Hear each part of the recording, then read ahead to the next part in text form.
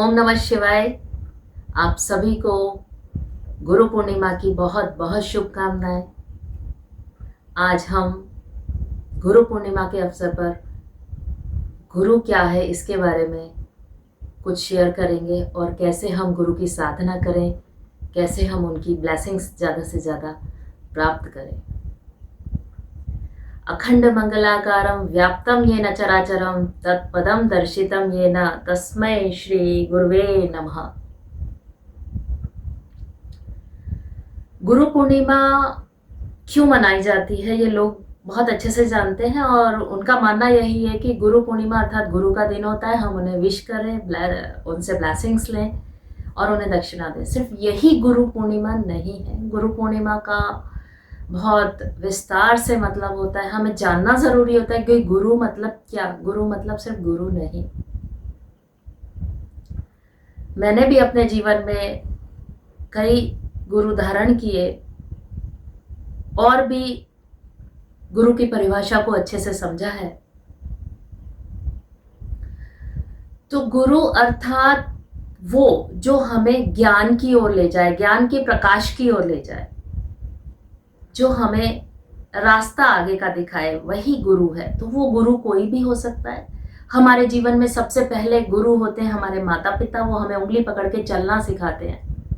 हमारे बड़े भाई बहन, हमारे बुजुर्ग, हमारे दादा दादी, जो भी हमारे ग्रैंड पेरेंट्स होते हैं, वो सब हमारे गुरु होते हैं। फिर हम धीरे धीरे बड़े होते हैं, स्कूल जाते हैं, वहाँ हमारे गुरु होते हैं।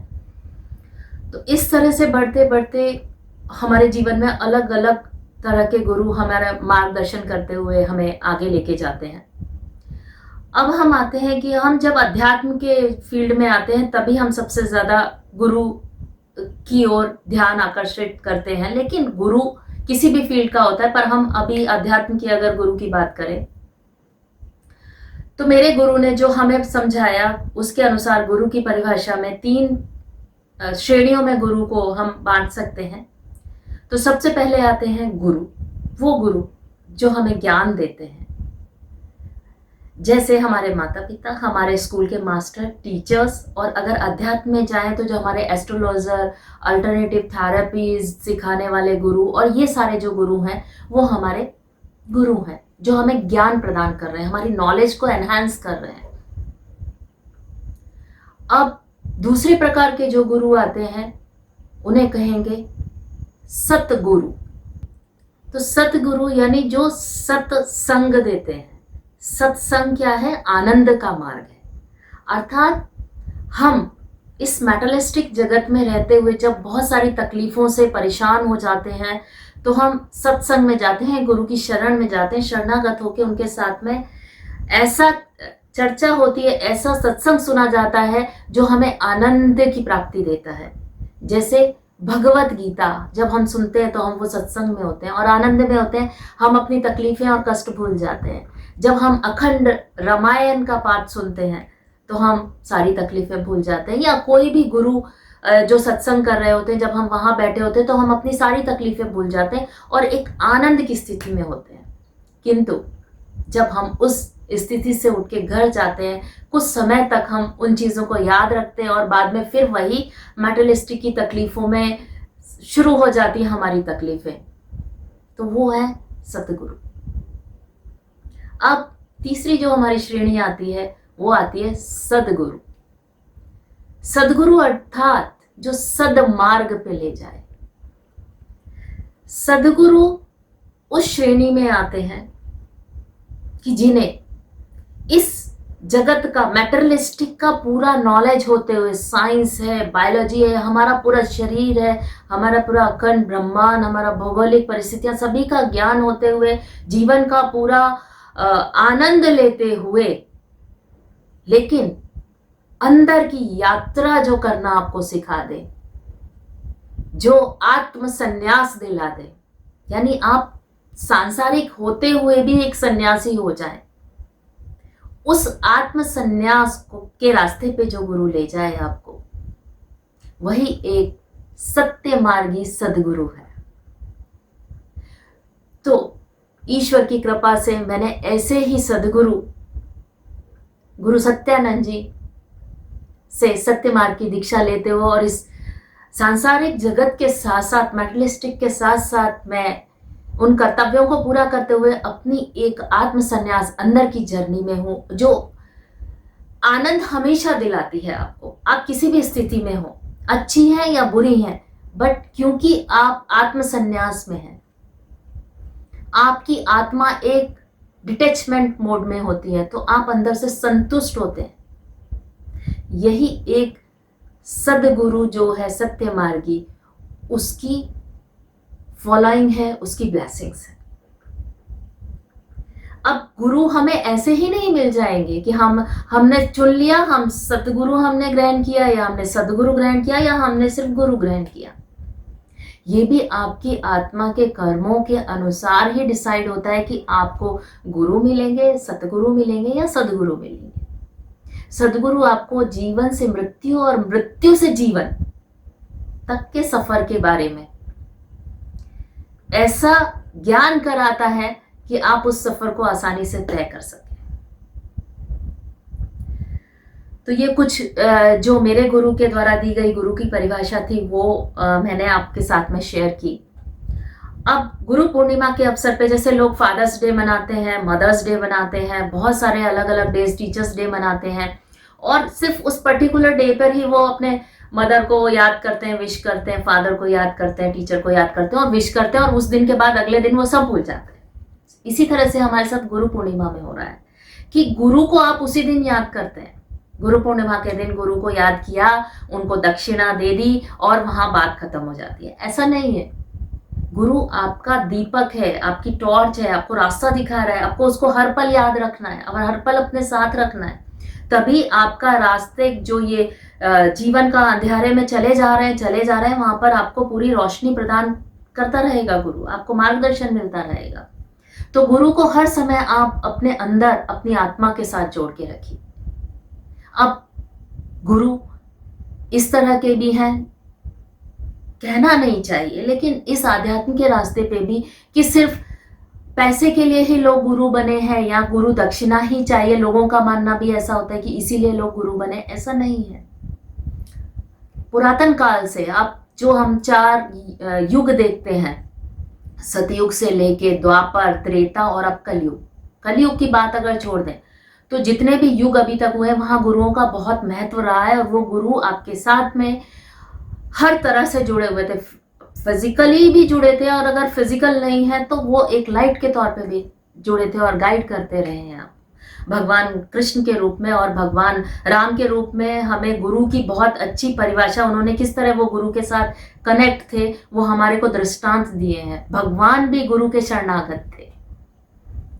तो इस सबसे सीख लेते हुए हम कलयुग में ये सब नहीं कर सकते, लेकिन जितने भी लोग चाहते हैं कि ये आध्यात्म की जर्नी में हम आगे इसी तरह से बढ़ें, तो उन्हें अपने गुरु को अपनी आत्मा में धारण करना है। गुरु को पैसे के साथ नहीं जोड़ना है, और हर वो गुरु है आपके लिए जिसने आपको शायद एक शब्द भी इस जीवन में अध्यात्म का सिखाया हो। लोग आज के जमाने में ऐसे हो गए हैं, मुझे इस तरह से नहीं बोलना चाहिए, मैं माफी चाहती हूँ, फिर भी मैं कुछ शेयर करती हूँ फीलिंग्स, कि आज आपके पास आएंगे, आपके पैरों में पड़ेंगे, आपसे दीक्षा लेंगे, शिक्षा लेंगे, जरूर उसके बदले में आपको दक्षिणा देंगे, क्योंकि वो रीत है लेना और देना। वो देने के बाद में जब वो उसको पूरा ज्ञान आपसे अर्जित हो जाएगा, तो वो आपके बगल में खड़े होके ही आपको पहचानने से इनकार कर देंगे।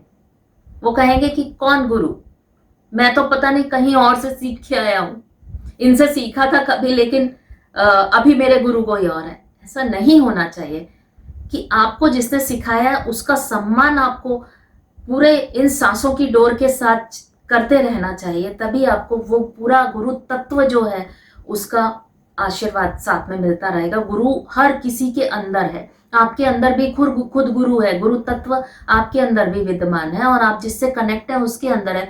तो जब आप गुरु का आदर करना शुरू करेंगे तो उस तत्व का आप आदर करेंगे, उस तत्व का रेस्पेक्ट करेंगे, तो उसे अपने अंदर आत्मसात करिए। गुरु पूर्णिमा मनाने का एक मेन उद्देश्य यह भी होता है कि जो हमारे गुरु थे वेद व्यास जी, उनकी जयंती के रूप में भी हम गुरु पूर्णिमा मनाते हैं। गुरु वेद व्यास जी, जिन्होंने चारों वेदों की रचना की, 18 पुराणों की रचना की, और भी बहुत सारे वेद ग्रंथ उन्होंने उनकी रचनाएं की हैं। उन वेद व्यास जी का जन्मदिन के तौर पे भी हम गुरु पूर्णिमा को मनाते हैं। इसके अलावा जैसा कि अगर आप चाहते हैं कि आपको किसी भी गुरु के ऊपर ट्रस्ट नहीं हो रहा है, फिजिकल गुरु आप देखते हैं, आपको लगता है नहीं ये ट्रस्टवर्दी नहीं है ये गुरु, क्योंकि आजकल गुरु के भेष में भी सिर्फ कपड़े पहन लेने से गुरु नहीं बन गए और इन सफेद कपड़े पहले गुरु बन गए। गुरु के अंदर बहुत कुछ होना चाहिए। तो इसलिए आप लोगों को और बहुत मुझे भी ट्रस्ट नहीं होता है कि हम जल्दी से किसी को गुरु बनाए।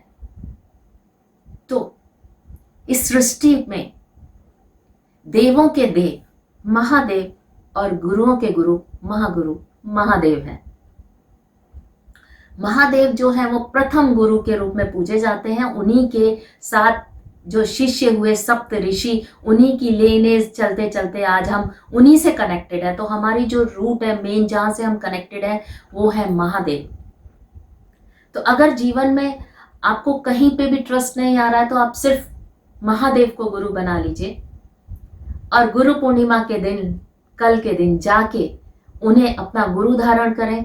उन्हें पीले, जब भी हम गुरु का सम्मान करते हैं तो येलो कलर पीले रंग से करते हैं क्योंकि वो गुरु का प्रतीक है। तो वहां पीले पुष्प उन्हें चढ़ाएं, येलो स्वीट चढ़ाएं, जो भी आपकी श्रद्धा है भक्ति है उस तरह से उन्हें अर्पित करके और अपने जीवन में उन्हें गुरु धारण करते हुए उनसे प्रार्थना करें कि इस पूरे जीवन में वो आपका मार्गदर्शन करते रहें, आपके साथ हमेशा जुड़े रहें।